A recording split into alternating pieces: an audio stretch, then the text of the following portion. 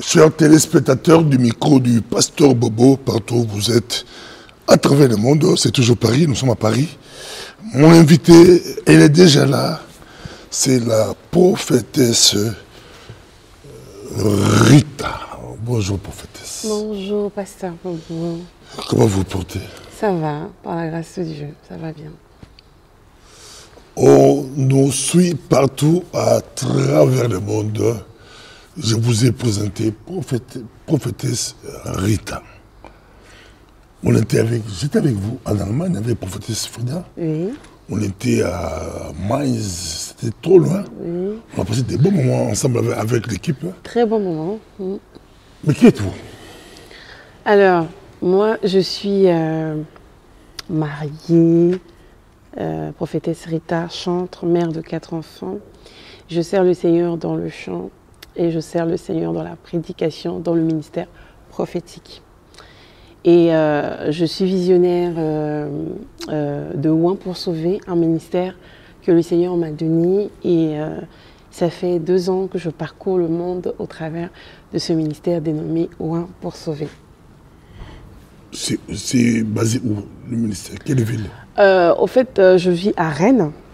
Et le ministère Oin pour sauver, c'est un ministère que le Seigneur m'a donné où je n'ai pas encore établi, comment on appelle ça, l'église en présentiel. L'église locale présentielle. Voilà, en présentiel. Donc du coup, je parcours un peu la vision première que le Seigneur avait donnée, c'était d'aller dans les nations. Et c'est un ministère évangélique, c'est un ministère à caractère pour soutenir les faibles, pour apporter la bonne nouvelle, pour emmener la restauration, au fait pour accomplir l'œuvre par laquelle le Seigneur lui-même accomplit sur la terre, en soutenant, en aidant, en donnant un message d'allégresse, en emmenant les captifs à être restaurés, à être délivrés, et en emmenant les malades à être guéris, ce que Christ a fait lui-même. Et c'est ce que je fais au travers de ce ministère Oin pour sauver, d'où il m'a donné le livre de Luc, le verset 18 jusqu'à 19, d'où Ésaïe aussi parle de ça, l'Esprit du Seigneur est sur moi car il m'a oint. Heureusement, vous l'avez cité parce que ici on vérifie, j'allais directement vérifier. Nous sommes avec vous, donc les gens qui vous suivent sur Internet, vous le savez, vous avez une église sur Internet. Sur Internet, c'est Oin pour sauver, oui. Oin pour sauver. C'est quoi le programme? Au fait, Oin pour sauver, pour moi, comme j'ai dit, c'est un ministère... C'est stable, vous prêchez chaque dimanche? Non, je prêche... Au fait, je n'ai pas encore commencé à statuer comment on appelle, des cultes, précisément le dimanche, le mercredi. Non, en fait, en ce moment, c'est un peu un parcours présentiel souvent que je fais. Sur Internet, c'est juste des moments, par exemple, évangéliques, que je peux faire des lives. Mais comment les gens savent que maintenant tu vas parler? Comment les gens savent? C'est parce que je fais signe ou j'écris ou j'ai déjà des gens qui essaient de suivre. Vous le faites chaque semaine? Je le fais pas précisément chaque semaine, mais je le fais dans un mois. Je peux faire en 2 semaines ou en fait, j'ai pas vous prêchez beaucoup un jeu des précis ministères des autres, mais c'est voilà. vous-même. Voilà. Professeur, mais à Rennes, on a un ministère dénommé Rennes pour Christ. Rennes pour Christ, c'est vision pour Rennes. Là, ça, on va en parler. Mais vous êtes de quelle nationalité? Congolaise. Congolaise. Kinshasa, Brazzaville. Brazzaville. Brazzaville. Donc c'est l'effet Castanou. Parce que maintenant, avant, on savait que les prédicatrices, les prédicateurs, c'était des Congolais de Kinshasa. Mais de plus en plus, avant vous, j'ai reçu une grande servante de Dieu ici, qui vient de Bordeaux. Oui. Et là aussi de Brazzaville. Je sais que c'est les filles Castanou. Parce qu'on savait que les Brazzaville ne priaient pas à l'époque, c'était le communisme. La prière, c'était Congo-Kinshasa. La prière, c'était le Nigeria. La prière, c'était... Maintenant, je vois de plus en plus l'effet Castanou a joué. Bon, je ne peux pas dire l'effet Castanou seulement. Ce Congo Brazzaville, c'est ça. En fait, je ne veux pas dire que c'est l'effet Castanou seulement, parce qu'à Brazza, on a des pères qui ont fait, un grand travail. Il y a Papa Ndeke, il y a Bafungisa, avant Castanou, il y a ben oui, avant Castanou, il y a des pères. Nous, on connaît Brazzaville et Castanou. Donc, on voit Brazzaville, on voit Castanou. Il avait déjà des... Il peur de réveiller comme nous, on sait les Vernon, les Adinaba, les autres. À Brazza aussi, il y en a. Il y a Bafungisa, il y a Papa Ndeke Germain que je salue de passage. Il y a Papa Emedia Bantou que je salue aussi de passage. Il y a l'apôtre Pouka qui est décédé il n'y a pas longtemps, qui fait partie des pères aussi de la nation de Brazzaville. Il y a Papa Mampouya, le pasteur Mampouya. Et il y en a plein qui sont à Brazza. Enfin, je peux en compter. Il y a l'apôtre Opa qui fait aussi un grand travail. Il y a au moins 7 pères. Il y a des personnes qui ont commencé avec l'évangile, qui ont bougé le Congo-Brazzaville au travers de l'évangile. Les Castanou, le Seigneur se sert d'eux aussi maintenant, mais avant, il y a eu des pères. Donc, avant des Castanou, il y avait. Oui. Ah, c'était bonne précision, hein, parce que nous, on connaît les Castanou. Quelle est votre vision?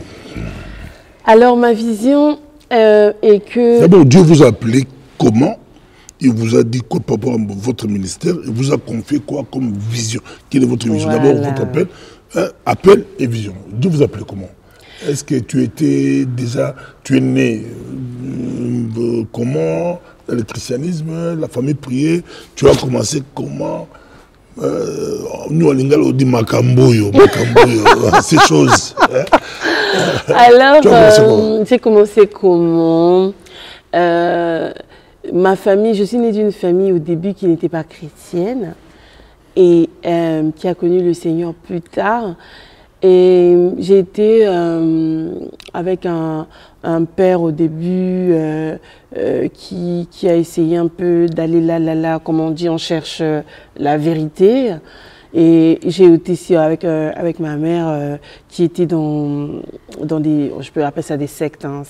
C'est des églises, comme on dit, Mboka, des Luzolo, je ne sais pas si à Kinshasa il y a ça, des trucs un peu où on ne parle pas de Christ, on honore les hommes, donc on peut appeler ça des sectes. Et, non, les sectes, il y a aussi la tradition. Non, ça c'est pas la tradition, ça c'est des sectes. Parce que c'est un homme... On minimise nos coutumes, on dit que c'est des sectes. Ah non, là ça n'a rien à voir avec la coutume, c'est vraiment l'adoration d'un homme. Ah, oui. On suit un homme qui n'est pas mort, qui est un pécheur comme nous. Ah, donc voilà. Et ensuite, je suis née d'une famille de 12 enfants. Du côté de mon père, je suis en 2e position. Du côté de ma mère aussi, je suis en 2e position. Du côté de ma mère, on est 4. Des parents séparés. Donc ma mère est sortie de la maison de mon père, j'avais 2 mois encore. Et en ce temps-là, il y a eu du mélange, tout ça. Mais quand mon père a accepté le Seigneur, je vais faire court parce que mon témoignage est tellement énorme. Je vais essayer de couper un peu pour ne pas tirer en longueur. Donc quand mon père avant, il était avec Ankar. Et Ankar, c'est des trucs un peu occultes, tout ça. Et quand il a rencontré le Seigneur, moi je ne croyais pas au départ. Pourquoi? Parce que on m'a tellement mené là dans des trucs un peu bizarres et je ne croyais plus trop à ça. Et pour moi, je me dis que la nouvelle naissance, l'appel de Dieu ne nous vient pas comme ça. C'est quelque chose depuis le sein de notre mère, comme l'a dit notre Dieu à Jérémie, que je t'ai connu depuis le sein de ta mère, je t'avais déjà appelé, je t'avais déjà établi. Et moi, l'appel, c'était depuis mon enfance. Mais l'ennemi voulait controverser, il voulait vraiment m'emmener à aller à contresens, aller dans l'autre côté. Mais le Seigneur m'avait déjà appelé. Parce que quand j'étais enfant, j'avais tout le temps des visions, j'avais tout le temps des trucs. En ce temps-là, je ne connaissais pas Christ. Et les gens trouvaient ça bizarre, le fait que je voyais des choses, les choses se réalisaient. Quand je dis, papa, j'ai vu ci, et le lendemain, il y a un féticheur qui arrive. En fait, il y a des choses que je voyais qui se concrétisaient. Et c'était déjà l'appel qui était déjà dans ma vie. Et je vais aller vite. Quand mon père a connu le Seigneur et quand on a voulu m'emmener dans le chemin, je ne prenais pas ça au sérieux. Mais fallait que Dieu crée une circonstance. Là, parce que Dieu, comme on l'a su entendre hier le docteur Leva, notre Dieu est celui qui crée deux fois des circonstances où au début de nous, on ne peut pas imaginer que Dieu a permis cela afin de me rencontrer. Je vais rencontrer une amie de longue date et cette amie avait changé de camp. En fait, changé de camp, elle avait des pratiques. Et quand elle m'a rencontré, cette amie, elle m'a donné un vêtement. Et dans l'ambiance, je prends le vêtement, je commençais, or que cette amie utilisait ce vêtement au travers de ma personne. Comme je n'avais pas encore le Seigneur.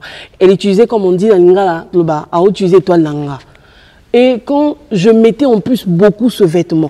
Mais quand mon père avait déjà connu le Seigneur Jésus-Christ de Nazareth, le Seigneur a révélé à mon père qu'il y avait un habit dans la maison qui était hanté, qui ne venait pas de Dieu. Et je me souviens que mon père a pris ce vêtement et il allait brûler ce vêtement. Et quand mon père a brûlé ce vêtement, tout de suite, cette amie a appelé sur le fixe de la maison. Pourtant, elle n'avait pas le fixe de la maison. Elle n'avait pas le fixe de ma maison. Elle a appelé sur le fixe de la maison. Et elle a dit, Rita a brûlé mon habit. Et alors, elle va voir les conséquences. Elle va subir les conséquences. Et tout de suite, quand elle a parlé, en même pas une heure, j'ai commencé à manifester ces caractéristiques de la maladie qui commençait à bouffer mon corps. En moins d'une heure, j'ai commencé à faire des crises épileptiques, tout ça. Et mon père a convoqué cet ami pour dire, s'il faut payer ton vêtement plus de 20 fois le montant, je payerai le vêtement. Mais cet ami a dit qu'elle ne voulait pas l'argent. Donc ce qu'elle voulait, ce n'était pas l'argent, mais c'était ma vie. Mais le diable, comme je dis, c'est un mythomane, je ne sais pas, Dieu l'utilise pour qu'il se glorifie. Parce qu'au travers de cet ami, cette maladie a bouffé mon corps pendant des années. J'ai été dans l'humiliation, dans le rejet, dans l'abandon. Je ne pouvais pas étudier convenablement parce que ma situation, la santé n'allait pas. Je me retrouvais tout le temps à l'hôpital. Je faisais tout le temps des crises où je pouvais partir, pasteur Bobo, 1 heure du temps, je ne revenais pas. Et Dieu est venu me rencontrer au travers de cette situation, que cette amie croyait qu'en faisant cela, elle devait arracher mon âme, elle croyait qu'elle devait me prendre pour me tuer, mais Dieu a choisi l'occasion pour me rencontrer. Et c'est quand j'ai fait une crise, le matin, il était je crois 11 heures, et pendant que j'ai fait cette crise, je suis partie, je ne revenais pas. On m'a emmené, en ce temps j'étais à la CIFMC. À la JCC. On m'a emmené au siège, on a prié pour moi des heures et des heures et des heures au siège de Centre-Ville à Pointe-Noire. Ils ont prié pour moi, je ne revenais pas, jusqu'à 20 heures.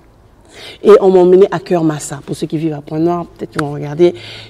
On m'a emmené à Cœur Massa, on m'a réanimé, je ne revenais pas. Et pendant ce temps, toutes ces situations, ces choses se passaient sur la terre. Moi, je me suis retrouvée dans l'au-delà. Je me suis retrouvée, Banzele Zaki Belé. Il y en avait 7. Mais il fallait que j'emprunte seulement Nzela Kamoko. Et sur ce chemin... Vision, songe... Non, là, sur la terre, on me pleurait. Je ne revenais pas. Ah, t'es déjà décédé. En fait, j'étais sur terre, on me réanimait, je ne revenais pas. Au fait, la situation dont j'explique, c'est se passer entre 10h, 11h jusqu'à 23h. La famille pleure, les parents pleurent. Ça pleure. Elle est partie. Je suis revenue vers 22h par là. 22h, 23h par là, à Cœur Massa. Donc, ils ont essayé de réanimer, je ne revenais pas. Et pendant ce temps, tout ce film, en fait, pour moi, c'était comme si c'était un laps de temps. Mais sur la terre, c'était des heures énormes. Mais pour moi, c'était comme un laps de temps. Je me suis retrouvée dans un milieu où il y avait une dans lui, Nzela 7, il y en avait au moins 7, mais il fallait qu'il y en ait pour Nzela Kamoko. Et j'ai choisi sur le chemin, j'ai vu quelqu'un qui était sur le chemin, mais je n'arrivais pas à voir le visage de cette personne. Et quand j'ai emprunté le chemin, et c'est là où j'entends cette personne me dire, je ne pouvais même pas bien voir son visage, je ne sais pas comment expliquer ça, mais c'est tellement extraordinaire. Et cette personne me dit que je suis celui qui t'a connu, et ton heure n'est pas encore arrivée, il faut repartir dans le sein de ta il faut repartir sur la terre. J'ai dit, mais qu'est-ce qui s'est passé? Je commençais à poser des questions. Et j'ai pris comme un cahier, j'écrivais ce que le Seigneur était en train de me dire. qu'il était mort pour moi. Il a commencé à dire qu'il m'avait appelé pour le servir, tout ça. Et en laps de temps, j'ai ouvert les yeux. Je vois tout le monde autour de moi, ça pleurait, tout. Et c'est là où mon père m'a dit, je savais qu'il y avait quelque chose dans ta vie, que tu devais servir le Seigneur. Et c'est comme ça que j'ai donné ma vie à Jésus. Quand je suis sortie de l'hôpital, j'ai demandé à aller à l'église et de donner ma vie à Jésus-Christ. Et c'est comme ça que j'ai donné ma vie à Jésus. J'ai commencé la plus belle histoire avec Jésus-Christ de Nazareth. Quel pasteur, quelle église? Pardon? Quel pasteur qui vous a... quelle église, quel pasteur qui vous a fait recevoir Jésus? Le pasteur Aimé Diabantou, que je dis qu'il fait partie des pères de l'église Béthanie. J'ai donné ma vie à l'église Béthanie. Et votre parcours spirituel? Le parcours spirituel, il est long. J'ai été, comme j'ai dit tout à l'heure, à la CIFMC, où j'ai fait pratiquement plus de 20 ans. CIFMC Paris, Brazzaville? Non, CIFMC Pointe-Noire, Pointe-Blanche. Et après, j'étais à Kinshasa. Après Kinshasa, je suis revenue sur Brazzaville. Donc, j'étais aussi à la CIFMC de Brazzaville. Et ensuite, après, je suis venue à Paris, à Rennes. Et puis, j'étais au siège aussi de Rennes. Et ensuite, t'as joué à CIFMC, t'as jamais été Castano ou autre? Non. Au fait, quand j'ai donné ma vie au Seigneur à Béthanie, j'étais à la JCC aussi. Mais j'ai donné ma vie... JCC, combat spirituel. Oui, spirituel. Mais j'ai donné ma vie au Seigneur à l'église Béthanie. Et ensuite, il est arrivé un moment où, après, le Seigneur a commencé à m'enseigner un peu beaucoup de choses. Parce que quand on accepte le Seigneur, on n'est pas mûr directement. On a besoin de mûrir. Il y a tellement des étapes où le Seigneur a permis que je puisse passer. Et au travers de ces étapes, d'où la conscience, la maturité, je commençais à acquérir et ensuite, après, accepter de vraiment rentrer dans le ministère. Vous êtes revenu à la vie. Mais c'était quoi? Parce qu'il y a aussi des sceptiques, hein, les gens qui...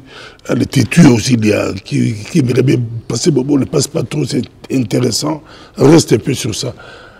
On vous a réanimé? Oui. Réanimation avec... Oui, avec les appareils, oui. C'était pas la prière? La prière, on avait prié, je ne revenais pas. D'autres diront que tu n'étais pas décédé, c'était juste réanimation. Il fallait qu'on te réanime. Mais quand je suis revenue à la vie, c'était le moment où ils n'arrivaient plus au fait, parce qu'ils avaient déjà tellement essayé. Pour vous, le grand miracle, c'est beaucoup plus ces temps-là.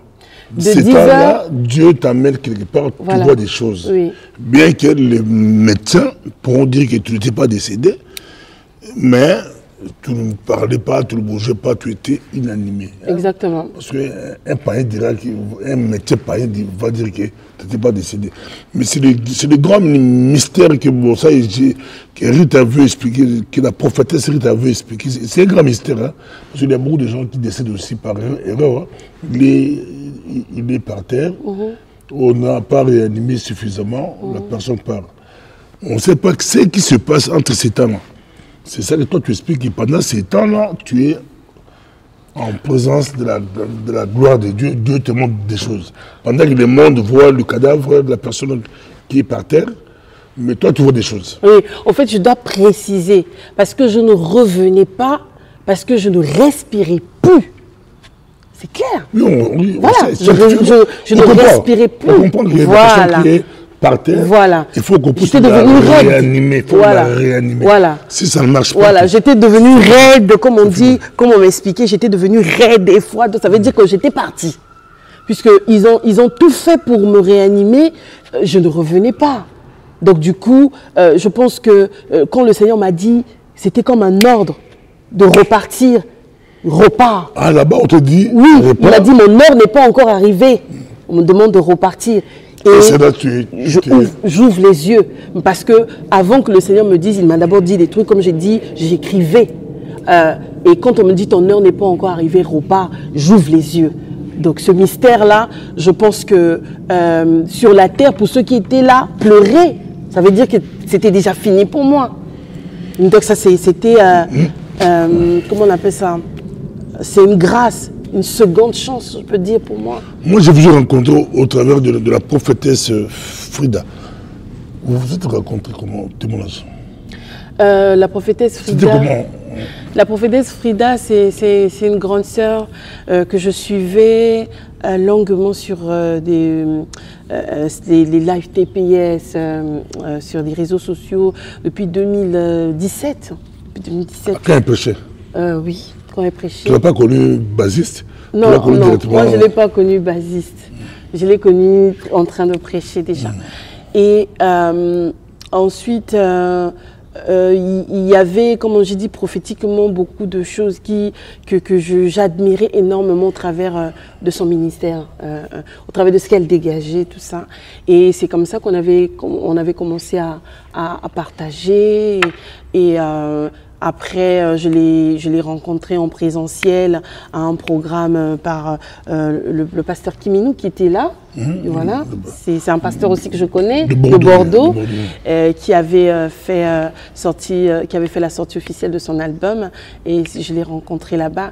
Et comme je dis, le Seigneur crée des rencontres comme il veut, et il fait des choses en son temps comme il veut, et tout de suite il y a eu quelque chose qui s'est passé, et voilà, on est toujours ensemble. Pasteur Kiminou chante, prophétesse Frida a été basiste, musicien. Vous aussi, je vous ai vu. Il y a une partie que j'ai aimée, hein. Je veux dire ça pas à haute voix, à basse voix. Une partie que moi j'ai aimée, c'était quand vous animez hier de la salle était pleine, vous animez avec foi, vous chantez très bien. Et vous dites maintenant, on va marquer un goal. Ah, comme il y avait match ce soir-là entre Real de Madrid et Paris Saint-Germain avait déjà perdu, les Mbappé, prophétesse, on va marquer un goal. Je vais regarder Real, c'est préparé pour marcher. Bon, ils ont marqué et ils disent que c'est grâce à toi qu'ils ont gagné. Mais toi c'était pas par rapport à leur match. Exactement. Quand vous dites il faut marquer un goal et les gens tirent, c'est très bien le cri. C'est à vous, mais vous avez pris quelque part. Non, c'est à moi. C'est moi qui ai créé ça. Est-ce que tu as protégé ça? On peut vous voler ça. Il faut protéger votre client. Ça veut dire quoi un peu? En fait, c'est par rapport à une composition de Jésus a gagné aussi, de l'album que j'ai sorti en 2018, dénommé L'œuvre de la croix. Et au travers Jésus a gagné, c'est à toi? Pardon? Jésus a gagné qu'on connaît là, c'est pas toi? Non, il y a beaucoup de Jésus à gagner. Il y a beaucoup de Jésus à gagner. Moi, c'est un autre Jésus à gagner. Et au travers de ça, en fait, le Seigneur, c'était pendant des moments difficiles que j'avais reçu ce chant. Et j'avais l'impression que l'ennemi était en train de marquer des buts dans ma vie. Il était en train j'étais en train d'encaisser les buts. Et parce que je ne connaissais, il y avait quelque chose que je n'arrivais pas à percevoir. Et j'ai reçu la composition de ce chant. Jésus a gagné. Après, quelque chose, le Seigneur me disait, mais Rita, tu n'as pas à crier, tu n'as pas à te lamenter. L'œuvre de la croix t'a rendue victorieuse, t'a rendue puissante, t'a rendue extraordinairement puissante. Donc tu ne peux pas continuer à te lamenter. Lève-toi et prie. Et j'ai composé ce chant, et au travers de cela, j'ai dit, l'ennemi, tu m'as tellement donné des buts. J'ai tellement reçu des buts. Maintenant, c'est mon tour parce que la croix m'a donné le pouvoir autrefois que je n'avais pas. Je possède un pouvoir au-dessus de tout pouvoir que la terre peut avoir. Parce que mon roi est celui qui a créé le ciel et la terre. Donc du coup, j'ai dit, j'ai le pouvoir, j'ai cette, comme on dit, nyakwana, j'ai la chose pour pouvoir marquer le but. Alors tous les buts que tu m'avais marqués auparavant là, aujourd'hui là, moi avec ce pouvoir que j'ai l'occasion de te marquer. On peut marquer encore des cris un peu. Je vais marquer. Allez, one, allez deux, allez trois. Marquer le but. Marquer le but. Et puis tu dis là, au public, préparez-vous, marquez le but. Wow. Avec Jésus. C'était trop bien, c'était trop bien. Bon, un petit mot par rapport à hier. D'abord, je vous rappelle qu'ici, on est ici, logé par le couple prophétesse Frida et le pasteur Manzioni. On nous a bien réussi ici. Très, très bien. Très bien réussi. Que Dieu les bénisse abondamment. Que Dieu les bénisse abondamment. Les hommes de Dieu, il faut savoir aussi recevoir les gens. Il faut savoir. C'est comme si vous, les femmes, vous recevez bien. Ah! C'est comme si, je ne sais pas, c'est comme si Si on vous invite par les prophétesses, par les hommes de Dieu, les femmes de Dieu, la réception est différente. Mais c'est normal, parce que c'est la femme qui prend soin, c'est la femme. Non, mais vous savez, vous savez. Oui, mais parce que Dieu nous a donné ça. On a ça en nous. Donc... Non, mais maintenant, c'est vous le leader, mais vous recevez bien. Parce qu'on croit que si vous êtes dans une commission, dans une église, la femme ne peut pas être pasteur ni prophétesse, on vous met dans une commission de recevoir les gens. Oui, responsable des logements des visiteurs. Mais vous, maintenant, c'est vous-même les responsables de l'église, mais vous savez faire les choses. Recevoir Très bien. Il faut, je pense que quand on reçoit, si Abraham n'avait pas eu la révélation de recevoir les anges, qu'il a su qu'au travers de ces anges, sa bénédiction devait rentrer dans sa maison, je pense qu'Abraham devait passer à côté de quelque chose d'extraordinaire. Abraham a eu la révélation de pouvoir recevoir. Il a reçu ses anges. Recevoir 2, 3, ça va, mais si vous recevez comme ici, ils ont reçu plus de 7 personnes, plus de 10 personnes. Oui, là je parle de la révélation, il y a Koyamba, Omoni, parce qu'il y a des gens qui ne savent pas accueillir, il y a des gens qui savent que derrière l'accueil, ici je reçois bien le ministre de Dieu Bob, je reçois bien le pasteur Kiminou, je reçois bien, au fait il y a une récompense qui viendra de la part de Dieu, parce que ces personnes... On va terminer ici avec une prédicatrice, quand je lui donne la balle, elle marque toujours. Maintenant, hier, tu as écouté le docteur Louva? Oui, oh là là. En un mot, qu'est-ce que tu as pu retenir? Oh là là, vraiment. Qu'est-ce que tu peux comprendre de son message? En un mot, je peux dire que nous avons été énormément bénis par le message. Ah là là, nous avons été énormément bénis au travers du message du pasteur Louva, le docteur Louva. C'était tellement profond. Et moi, ce que j'ai... De Kinshasa. De Kinshasa, je précision. J'ai été, je peux sortir de son message que Dieu ne laisse jamais sa créature.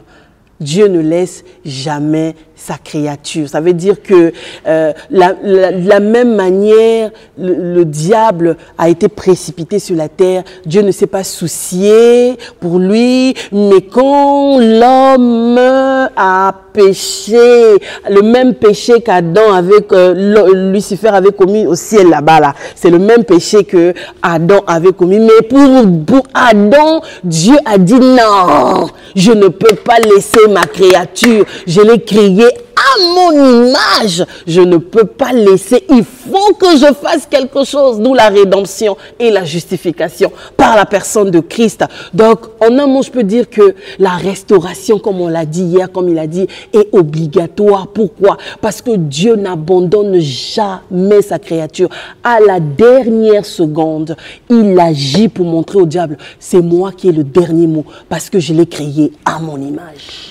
Que répondez-vous à ceux qui disent que la place de la femme, c'est à la cuisine? Là, ça revient souvent. Hein, oui. Est-ce que votre mari prie? Oui, les pasteurs. Pasteur aussi? Oui. Est-ce qu'une prophétesse peut épouser un païen? Ou peut pas épouser, être épousée? La femme peut épouser ou la femme doit être épousée? La femme doit être épousée. La femme ne peut pas épouser. C'est biblique. Même si elle a l'onction, elle a la puissance. Là, vous respectez la femme doit être épousée. Mais oui, elle doit. Mais c'est les prophétesses, comment l'homme peut approcher, épouser une prophétesse, c'est compliqué. Mais le prophétesse, c'est juste le manteau qui a été placé, mais en dehors du manteau, elle reste femme. Un prophète homme peut facilement aborder une femme païenne ou femme chrétienne pour l'épouser. Mais heureusement, vous êtes marié. Mais si vous n'êtes pas marié, comment un homme peut vous approcher, un païen tout? Déjà, c'est pas possible. Tu vas refuser. Un faute de l'église veut épouser une prophétesse, ça se passe comme ça. Conseil aux prophétesses qui vont te suivre au servant de Dieu. Parce que toi tu es déjà prise. Oui, moi je suis prise. Conseil que je dirais... Il faut devenir prophétesse ou évangéliste ou pasteur si tu es déjà marié. Pour les femmes. Oh ben non. On n'a pas forcément besoin d'être marié pour devenir. Non, c'est l'appel qu'on reçoit, qu'on soit célibataire, qu'on soit fiancé, qu'on soit marié. Ça ne nous empêche pas. En fait, on n'est pas. Un célibataire femme qui devient femme de Dieu, ça bloque tout, ça complique. Bon. Ça bloque pourquoi? On dirait Natia. Pourquoi ça va bloquer? On dirait c'est moi qui marque. Elle a marqué beaucoup de buts, il fallait que je marque un peu. On va terminer ici. Mais qui répondez-vous à ceux qui disent qu'une femme, sa place, c'est la cuisine? Toi, tu réponds quoi? C'est un débat qui revient, ça vous revient, vous les femmes, ça. Moi, je peux te dire ceci. Les femmes prédicatrices, ça revient. Moi, je peux te dire ceci à ces personnes. Quel verset vous utilisez pour dire qu'une femme peut prêcher? Petit problème. Ah là là là là. Ces débats-là, Pasteur Bobo. Mais bon, verset, moi, on va joker. Verset joker, peut ça. Bon, Bissez-moi la joker à la soeur. Bissez-moi la joker à la soeur. Galates 3 nous parle de il n'y a ni femme, ni juif, ni grec dans le Seigneur. Il n'y a ni, même dans Actes, le chapitre 2, quand les apôtres ont reçu le Saint-Esprit, c'est vrai que on parle de servante et on parle de serviteur. Pour moi, Galates 3 précise, il dit il n'y a ni juif, ni grec, ni femme, ni homme.